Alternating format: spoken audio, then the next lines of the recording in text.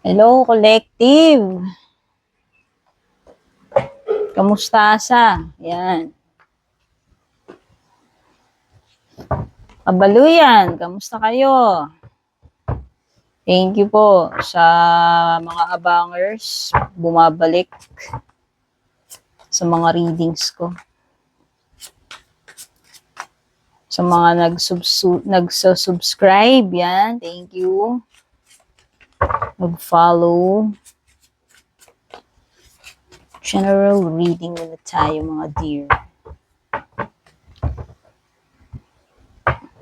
Timeless po ito kung kailan nang dadaan sa inyo.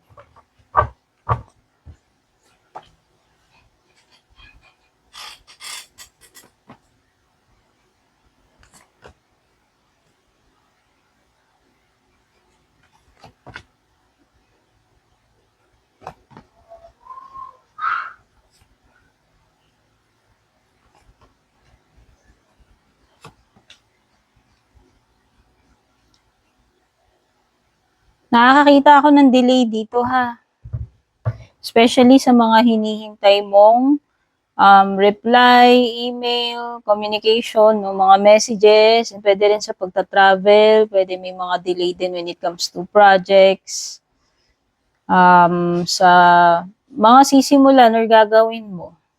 Ayan, Page of Cups reversed, no, Pentacles. Nakikita ko dito, meron kang mga makakasama rito. Hindi ko alam kung bagong mga makakatrabaho mo yan. So, some of you, pwedeng bagong workplace, bagong job, syempre, bagong mga kasama, or bagong trabaho, bagong project, no? Pwede kang ma-assign sa ibang department, new tasks, no? Pwedeng new role para sa'yo. But when it comes to traveling or sa mga messages, email, communication, pwedeng meron delay doon.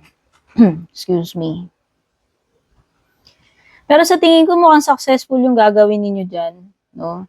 Ang pinaka lang talaga yung delay. Pero nakikita ko na magagawa ninyo yan Meron kasing something dito like unity, teamwork, no, cooperation, kaya magagawa ninyo yan successfully. Kung ano man yan.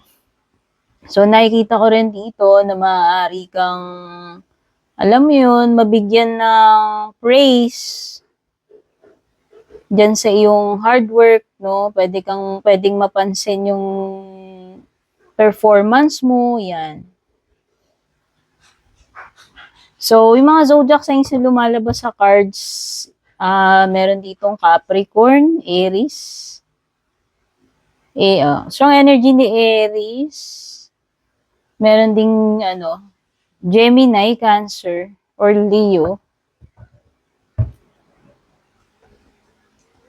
Pagdating naman dito sa iyong person nakakonect,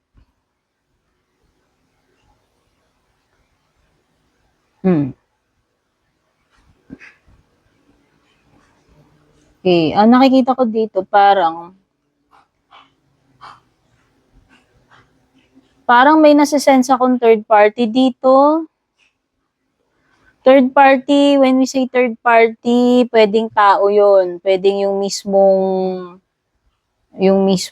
kabit or pwedeng may mga tao, ibang tao na sila yung third party, like sila yung nangingialam or nakaka-apekto dito sa situation ninyo ngayon. Okay? Pero pwede rin hindi tao yan, pwede rin namang mga circumstances din yan. So, nakikita ko, pwedeng may nakikialam dito. It could be pamilya niya. Pwedeng against sa'yo, sa relationship ninyo or connection ninyo. Pwedeng nakikinig kasi siya dito sa mga tao na to At yung iba sa inyo, pwedeng asawa mo to, or meron kayong anak, or nagsasama kayo. Kaya lang nakikita ko, nag-aaway kayo, nagkakaroon kayong problema dahil sa pangingialam nitong third party or yung relatives or family members niya. Or kung kanino mang side, sa side mo man or sa side niya. Kung alin po yung nagre-resonate sa inyo. No? To the point na, alam mo yun, pwedeng iba nga, Umuwi na kayo sa hiwalayan nito eh. Kasi ang yun, lagi kayong pwedeng nag-aaway kayo dahil doon sa impluwensya ng mga tao na yun. No? Kumbaga, parang ang laki ng naging ambag nila para masira kayong dalawa or constantly mag-away kayo. Kasi nakakasense ako ng betrayal dito. It would be betrayal coming doon sa mga tao na, yung mga third party na yun na nakikialam sila dito sa samahan ninyo, sa marriage nyo or sa relationship ninyo.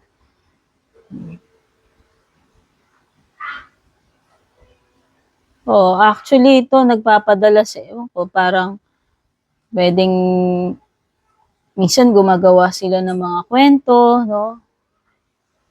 Kumbaga false news, char. Gumagawa sila ng mga false news about you, no? Ano pa natin? So, yan ay para doon sa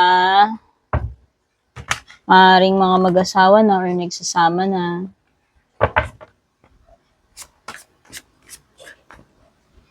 Kasi ang gusto talagang mangyari, kung sino man itong third party, kung kamag-anak ba niya yan, kamag-anak mo, or kung sino man yung third party, yung gusto mangyari, maghiwalay kayo. No? Sabi ko nga kung kamag-anak yun, family niya, or family mo, hindi kasi sila pabor sa relationship ninyo. O pwedeng hindi sila boto rito. Pwedeng hindi boto sa'yo, no? Or pwedeng hindi boto doon sa person mo. Kasi, pwedeng ang issue rito, isa pa, mas bata yung isa sa inyo. Siguro malayo yung agwat ng edad. No? So, parang gina-judge or nagkakaroon ng mga malicious na mga ideas. Kasi 'di ba sasabihin nila pag masyadong malayo yung agwat ng edad, sasabihin, ay ano yan, ginagamit lang niya yan, ginagatasan niya lang yan, ganyan, hindi talaga love yan, 'di ba?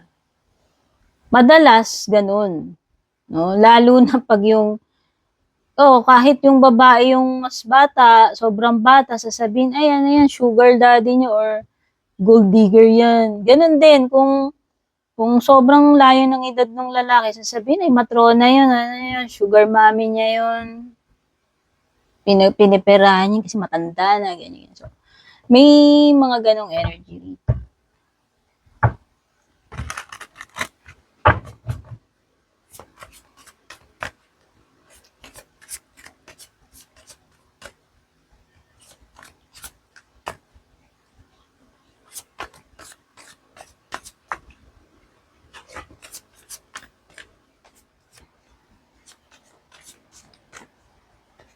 Diba? Usually ganyan eh. Halimbawa, nakikitira kayo sa nasa poder kayo ng in-laws. Yun ang mahirap. Hindi ko sinasabi na lahat ng in-laws sila yung sumisira sa couple or sa mag-asawa, pero maraming ganon. Tsaka hindi kasi talaga maganda na nakatira kayo sa poder ng in-laws. Kasi sa Filipino culture, ganyan eh. Ewan ko sa abroad, no? Wala akong pake. Pero, madalas sa Pilipinas, ganyan. Usually, yung mga in-laws, yun yung nagiging problema kasi, alam mo yun, nakikialam sila na kahit hindi naman dapat sila nakikialam. No? Ano yun eh, buhay ng mag-asawa yun eh. Merong tamang pakikialam. Alam nyo yun, huwag kayong pilosopo. Baka kasi may pilosopo na naman dito eh. Hindi man nawawala yung mga pilosopo na yun eh.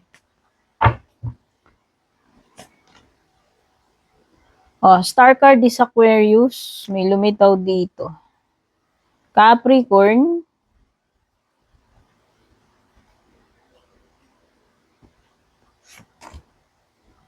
Yes, yung energy ni Capricorn, Aries. Meron ding Aquarius, Cancer.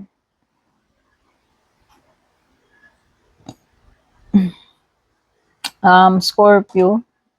Libra energy. Pero ang malalakas dito, yung mga umuulit na cards, si Aries. Si Aries, si Capricorn. Cancer. Ayan, umulit din si Cancer, si Scorpio. Meron din namang Pisces energy. Yan, by the way, please don't forget to subscribe or follow, please. Yan. Bago po kayo umalis.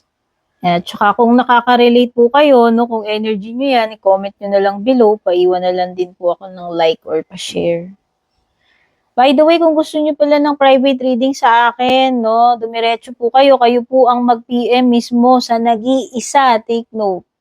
Nag-iisa at official FB page ko. Purple T na may check sa dulo, which means verified. Never po akong mag-a-add friend sa inyo. Never ko po kayong i-message. Gawain po yun ng mga fake, mga posters na gumagaya sa akin. Kaya huwag kayong mag-entertain ng mga ganon. Okay? At kung gusto niyo ng mga exclusive perks, no, mag-avail kayo ng subscription sa FB ko. Okay. Actually, pwedeng ang pinag-aawayan nyo dito, lalo na kung nakaka-relate kayo dun sa part na nakikialam yung kamag-anak or kung sino man dyan, usually pera. Oo. Kasi hindi ko alam kung nasa malayong lugar ba tong jowa mo, itong asawa mo, tapos sinusustentuhan ka niya, pinapadalaan ka niya ng allowance monthly. Siguro, baka itong pamilya mula, alam mo, pwedeng gusto nila, sila rin may parte or baka nasisilip nila na mas malaki yung pinapadala sa'yo, no? Or dati, nabibigyan sila, kaya lang siguro nung naging mag-asawa kayo, pwedeng, syempre, ang priority niya, ikaw, lalo na kung asawa ka niya, tsaka kung may anak kayo. No? So, madalas ang nakikita ko dito is pera, yung inggit ba? Inggit dahil sa pera. No? Sa padala, yan, yung mga ganyan. Lalo na kung working abroad yung person mo, yung asawa mo, yung jowa mo. Kasi nga, ang gusto nila, naaambunan din sila or baka gusto nila mas malaki yung nakukuha nila. Eh, na mahirap eh, pagka mag-anak, feeling entitled ba sila? Sorry naman ah. Sorry naman. Pero yan yung toxic family culture natin dito sa Pilipinas, ganyan. Na hanggang ngayon, bulok pa rin, hindi pa rin nababago, ano?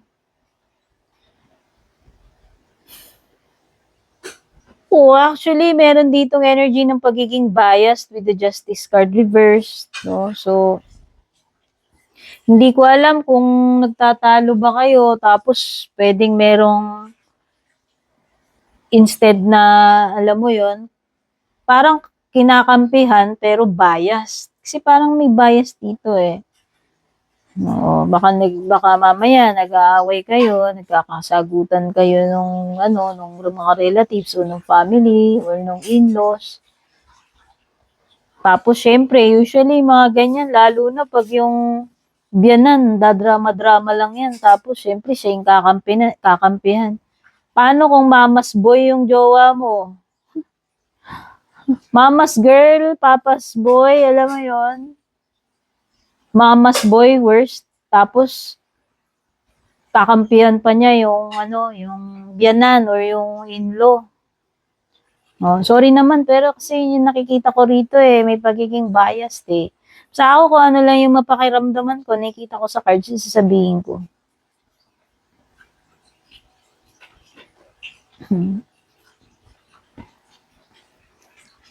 Okay, so yun na nga, base dun sa galaw ng mga bara dito, nakikita ko, this is a relationship na maaaring mauwi sa pagkakasira. And eventually, hiwalayan. Kasi nga, nakikita ko dito, may mga tao na hindi sila titigil hanggat hindi kayo masira, maghiwalay, kasi yun yung goal nila. No? Kasi nakikita ko magkakaroon ng ending or pwedeng iba sa inyo, nangyari na, nag-end na, no? Kasi nga nakakita ko dito na lang ng parang acceptance, moving forward na lang, parang energy na naging hopeless na lang yung feeling, no? kung sino man yan sa inyo, siguro baka ikaw, napundi ka na rin, nasawang-sawa ka na rin, ayaw mo na rin ng ganong setup, tapos hindi ka naman, alam mo yon, hindi ka naman maipagtanggol, hindi ka mapanindigan, kasi nga nakikita ko dyan yung pagiging bias, no? O, siguro, naduduwag siya kung mamas boy nga yan, jowa mo, walang balls, syempre, wala siyang paninindigan, kinakampihan niya yung in-laws, di ba? Pwedeng ganun eh. For some of you, pwedeng may anak pa nga kayo, may lumitaw na page dito. Basta ako nakikita ko dito,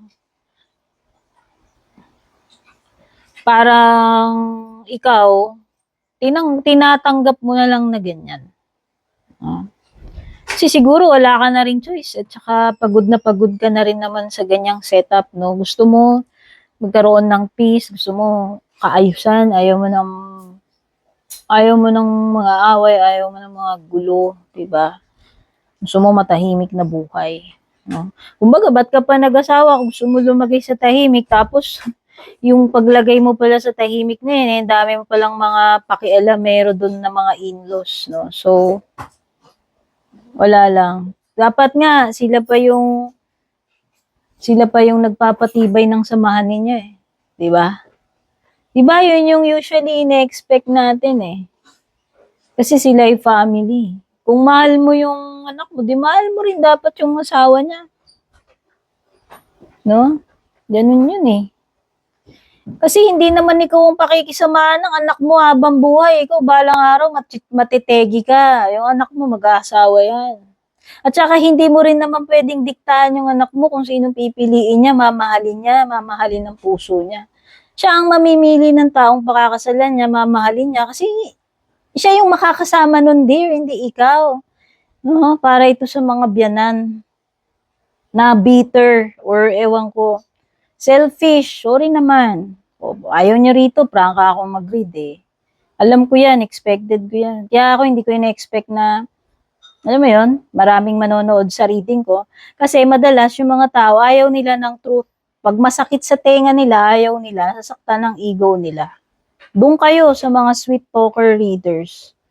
Sa akin, hindi. Hindi ganun. Okay? So, yan yung mga na-pick up ko ngayon dito sa inyong reading. Pero nakikita ko, by the way, pwedeng may nulab na darating pa sa'yo. Pero pagdating dito sa nasirang relationship na to, tingin ko parang nawawalan ka na ng gana dyan, nawawalan ka na ng pag-asa dyan. Okay? Babush.